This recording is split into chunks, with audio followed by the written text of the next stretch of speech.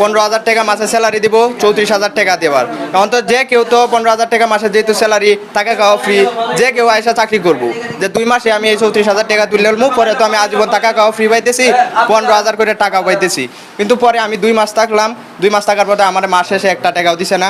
আমি তো শুধু থাকছি এই জায়গায়, থাকছি শুধু আমার টাকার মায়াতে, বুঝছেন। যদি টাকাটা ওরা আশ্বাস দেয় যে টাকা পাইবা এরকম আশ্বাস দিতে দিতে পরে আমি দেখলাম যে পরে আমি তো মধ্যবিত্ত ফ্যামিলির ছেলে, মানে থাকতাম না, বুঝছেন।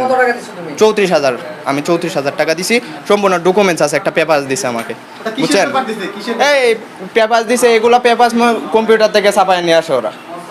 হ্যাঁ, এইগুলো পেপার কম্পিউটার থেকে। আমি আমার আব্বুর কাছ থেকে আইনা 34,000 টাকা দিয়ে এই অফিসে ঢুকলাম, বুঝছেন। ঢুকছি আমি, এখন ঢুকার পরে ওনারা যেহেতু এটা এরকম করতেছে, এটা তো জায়েজ না, এটা হারাম, বুঝছেন। মানে এরকম ভাবে মানুষকে ঠকায়া খাওয়া, ঠিক আছে, এটা কিন্তু জায়েজ না।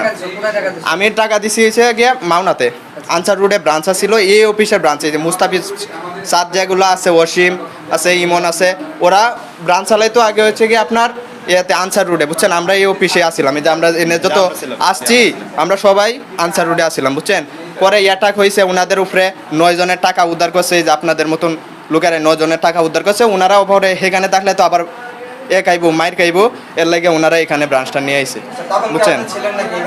না, এখানে যখন আসছে আমার ফ্রেন্ড আসছিল, এই যে ফ্রেন্ড আছে, করেন যে তারা বিভিন্ন মাথার মধ্যে বিভিন্ন ঢুকাই দিচ্ছে, তারপরে টাকা পয়সার মানে লোভ দিয়েছে, এরকম বেতন দিবে। জি, ব্যক্তি কমপ্লেন, প্রত্যেকটা ব্যক্তি আমার একই কমপ্লেন, প্রত্যেকটা ব্যক্তি একই কমপ্লেন। চাকরি করছেন না বিমা করছেন? এখানে বলছে বিমা হবে বা চাকরি হবে, শুধু এর মূল বিষয় ছিল যে এখানে বলতেছে যে মূল বিষয় চাকরি দেওয়ার কথা বলছে, চাকরি দেওয়ার কথা বলে টাকা নিছে, টাকা দেওয়ার কোনো যে বলছে তারপর বেতন দেওয়ার কথা বললে আমাদেরকে আত্মীয় কাছের লোকের মনে করেন যে মাথা ঢুকাইয়া তারা মনে করেন টাকা পয়সা নিয়ে নেওয়ার পর মনে হয় আমরা পরে আর বেতন দেয় না। বেতনের তো পরে আমি বাধ্য হইয়া, আমি গরিব করেছিলাম, আমি বাধ্য হইয়া তারপরে মনে করেন যে এখন টাকা সর করতেছি। বলে না, যে সময় আমরা আসি বাইবা দেওয়ার জন্য 580 টাকায় একটা ফর্ম কিনা লাগে, তারা বলে যে আবেদন করা লাগে, যে আবেদনের টাকা দিলাম 580 টাকা দেওয়ার পরে বলছে একটা বাইবার ডেট দিবে অফিস থেকে, যেদিন বাইবার ডেট দিবে তারপরে আপনারা সবে আপনি আসবেন। একদিন ডেট দিল, 2 দিন বা 3 দিন পরে ডেট দেয়, যে আসলাম বাইবার, তারা বলবে যে একটা অ্যাকাউন্ট করা লাগে, কোনো টাকা পয়সা প্রথম অবস্থায় বলে না, বলে যদি বাইবার ঠিকও বাইবার যদি ইন্টারভিউ যদি আপনি সিলেক্টেড হন তাহলে আপনার 10-15 হাজার টাকার মতো অ্যাকাউন্ট করতে লাগতে পারে। তারপরে এই সময় আমরা আসলাম, বাইবাতে গেলাম টাকা নিয়ে, তারা বলে যে ওয়ানেরই আছে, মাস্টার্স গ্রাজুয়েশন কমপ্লিট করে আবেদন করে, শত শত লোক আবেদন করে, তাদের কাছের লোক ছাড়া এই জায়গা এলাও হয় না।